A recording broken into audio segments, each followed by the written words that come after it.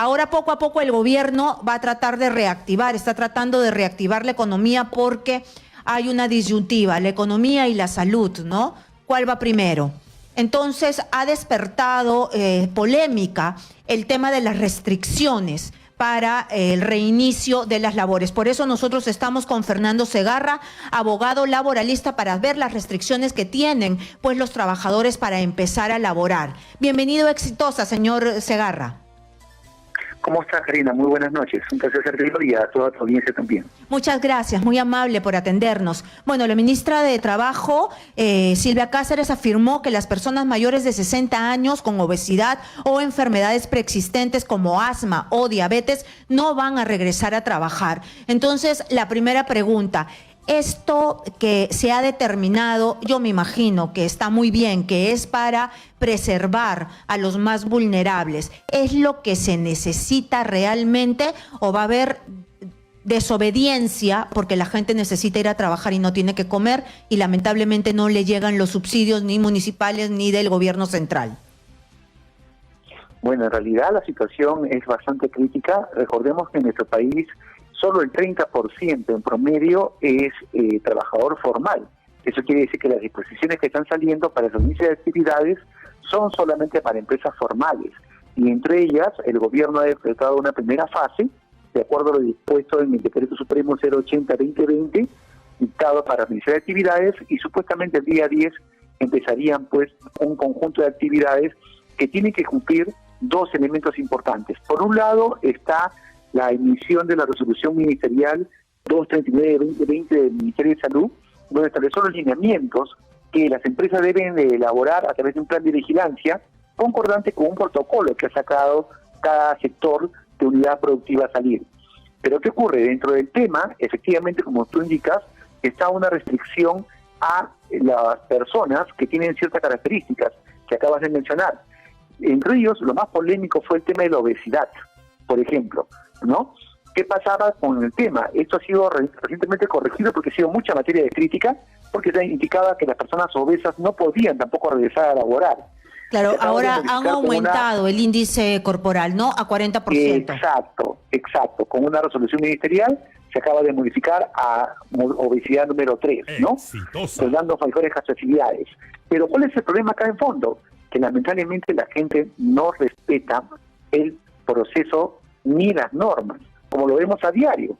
No es extraño ver que el día lunes personas que teniendo asma, siendo hipertensos, siendo diabéticos, salgan a trabajar porque está habiendo despidos también masivos actualmente, ya sea por la cuestión de que ya no hay solvencia económica, o bien sea porque las empresas quieren salir a trabajar el día lunes y pues tienen que, entre comillas, sacar a flote su empresa, sacrificando de pronto aquellos puntos que ellos consideren que tienen que ser certificables. A ver, yo veo dos cosas aquí. Primero, usted me está diciendo que la mayoría de empresas o la mayoría de trabajadores no son formales y eso lo tenemos clarísimo. Entonces, esto va a tener un impacto reducido porque solamente se trata de las empresas formales.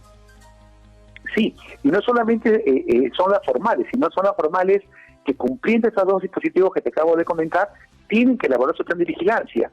Tienen que accesar a la plataforma de Produce, por ejemplo, a la plataforma virtual, inscribirse allí.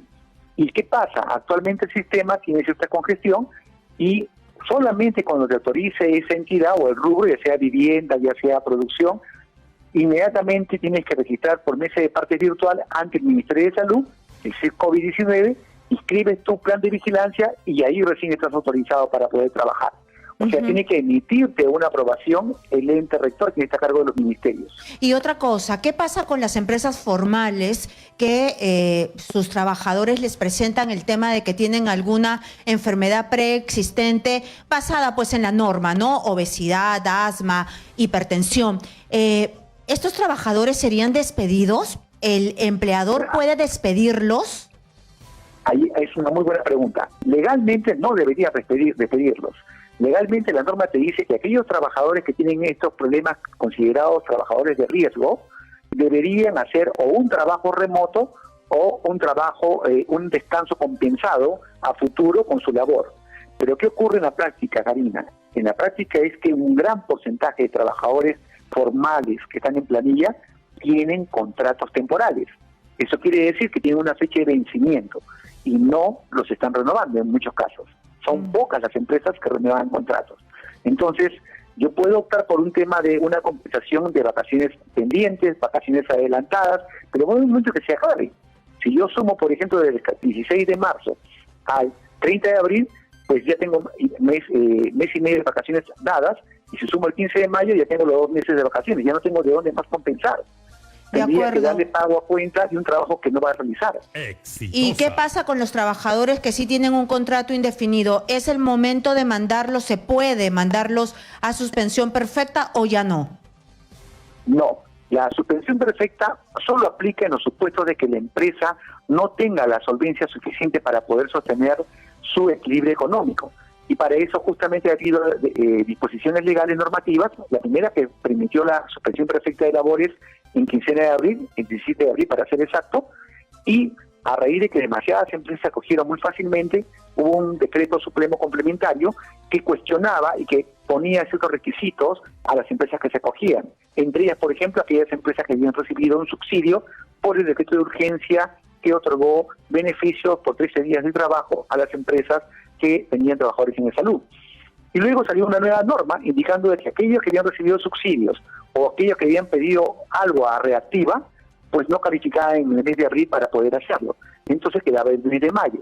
Entonces, si yo no soy una empresa que pertenece a las empresas que van a reiniciar actividades y ya no tengo la solvencia económica para poder sostener mis egresos, ya sea por costo de planilla, pues evidentemente si cumple los requisitos que dice la norma, entre la declaración, sus ingresos, dividido entre la cantidad de gasto, ya no da, pues sí podría acogerse a la suspensión perfecta hasta por 90 días o el plazo que dure el estado de emergencia sanitaria. Esta figura se ha dado en otros países y se lo pregunto porque, mire, si es que nosotros vamos a pensar en la conciencia, solidaridad, que los empresarios, los grandotes, no estoy hablando de la micro y mediana empresa, los grandotes son buena gente, van a esperar a sus trabajadores que de repente le han dado 20 años de servicio y tienen alguna preexistencia, alguna enfermedad preexistente y necesitan pues que pase esta pandemia que me imagino, pues, o sea, nadie sabe cuándo va a pasar, pero han dicho por lo menos que hasta dentro de 2 semanas, ¿no?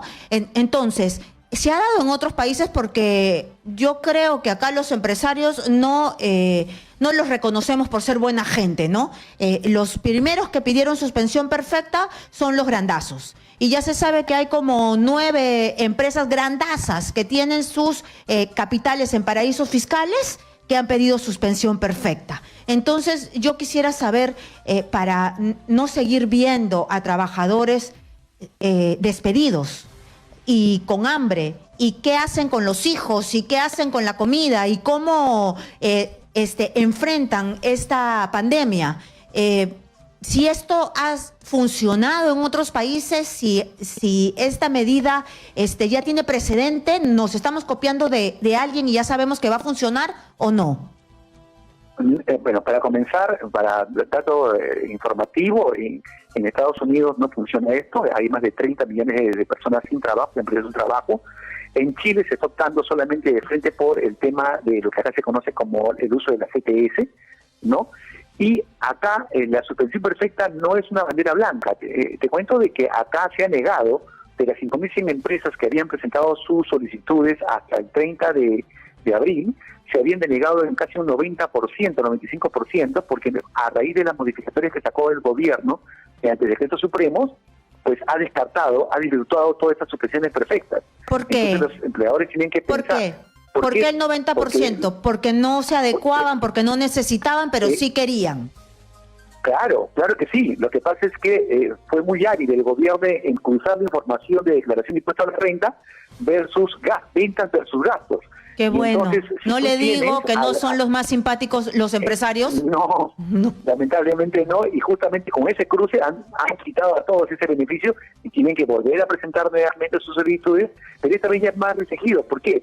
Porque hay 3 cosas. No solamente te lo puedo rechazar, sino que te puedo multar hasta por 40.000 soles y te puedo denunciar penalmente porque lo que estás declarando se conoce como declaración jurada. Y eso, si está errado o está mal hecho, o está induciendo error al fiscalizador, se conoce como un delito penal de falsa declaración en procedimiento administrativo. Entonces, hay una figura... Claro, hay una figura igual en el caso de estos trabajadores en riesgo, porque ellos no han puesto la norma, ellos de repente ya estaban listos para ir a trabajar. ¿Alguien, alguna norma los va a proteger, como ha pasado con la suspensión perfecta? Claro que sí, sí los puede proteger. Para que no los voten, pues, ¿no? Sí, la regla es la indeterminación. O sea, la regla en el Perú es que toda persona pasada los 3 meses alcanzó la protección del derecho al trabajo de manera indeterminada. Así yo tengo un contrato a plazo temporal, si no está bien hecho y pasó los 3 meses, yo ya soy un trabajador a plazo indeterminado. Entonces, ¿qué dice la legislación laboral en el Perú? Que si a ti te despiden por cualquier razón sin causa justificada, como en este caso de personas de riesgo, lo que va a corresponder es que el trabajador pida la reposición y el proceso judicial que dure, vamos a suponer que dura 10 meses, esos 10 meses, cuando él sea respuesta inmediatamente, esos 10 meses van a tener que devolverle como si lo hubiera trabajado mediante una indemnización de daños y perjuicios. O sea, de que él lo reponen al trabajo, lo tienen que reponer judicialmente. Y que lo que ha dejado de percibir lo puede reclamar, es su derecho. Y eso la ley no para. Y la empresa no puede aducir de que por pandemia pues lo sacaron, no, porque de repente es una empresa que sigue funcionando. No, no solamente eso, sino que lo bueno que ha hecho el gobierno con el programa reactivo, donde muchos se han acogido por las tasas de interés casi niñas, casi inexistentes, por apoyo de BCR, no es que es condición para acogerse a la suspensión perfecta que tú no hayas pedido nada al gobierno, ni reactiva, ni suspensión perfecta, ni subsidios. Entonces, las personas están retrocediendo porque todos quieren un crédito blando que se va a cobrar recién después de un año.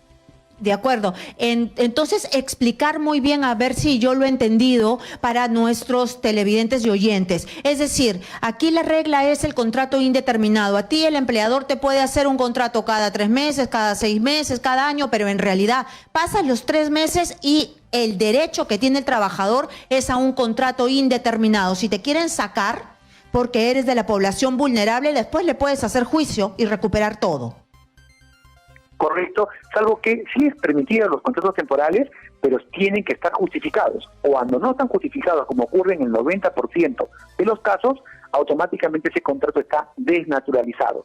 Y por tanto es un trabajador con una relación a plazo indeterminado. ¿Y usted me podría dar ejemplos chiquititos para que las personas que nos están viendo y oyendo saquen sus cuentas ahora que están preocupados porque pertenecen a este grupo vulnerable de hipertensos, diabéticos, obesos? ¿Cuándo sí es legal estar en un contrato por 3 meses, no? ¿O 6 meses? Me explico. ¿Qué pasa? Muchas empresas usan estos contratos para tener trabajadores por 1 año, 2 años, 3 años. ¿Cuál es el secreto en esto para saber si está bien o no, para que el trabajador pueda darse cuenta con su contrato? El contrato tiene que justificar la temporalidad de la contratación. Si no justifica la temporalidad de la contratación, en otras palabras, te voy a contratar Formosa por 3 meses porque he abierto un nuevo local. ¿Es válido? Porque yo no sé cómo me va a ir en ese nuevo local. O he abierto un nuevo taller, o he abierto una sucursal, y quiero tenerlo por 3 o 4 meses. Sí, es válido, porque es incierta la relación. Pero si yo soy una empresa, ya que tengo más de 1 año de historia, y digo, estoy contratando un mozo, estoy contratando un chofer por 4 meses nada más, porque necesito. Sí, pero ¿cuál es la justificación? ¿Qué vas a hacer? ¿Para qué esta justificación? O si no, también me imagino... Tu facturación es una coyuntura de temporada, por ejemplo, venta de campaña escolar o venta de Navidad, ¿no? ¿Cuál es la justificación? Cuando no hay esa justificación, y en el 90% de casos no lo tienen, ese contrato es un contrato llamado desnaturalizado. Claro, y me imagino también... Es un contrato de adaptación determinado. Claro, y me imagino también este tipo de contratos que te contratan 3 meses para hacer lo mismo, te vuelven a contratar otros 3 meses para hacer lo mismo, te vuelven a... Esa es la desnaturalización. Ese es el carrusel hasta que llega un tope. La ley te dice que en contratos de necesidad de mercado no debe pasar de los 5 años, y en el caso de los contratos por incremento de actividad, que muchos lo utilizan, no debe pasar de los 3 años. Bueno, pero tienen una salida, hablar con un abogado. Bueno, así es.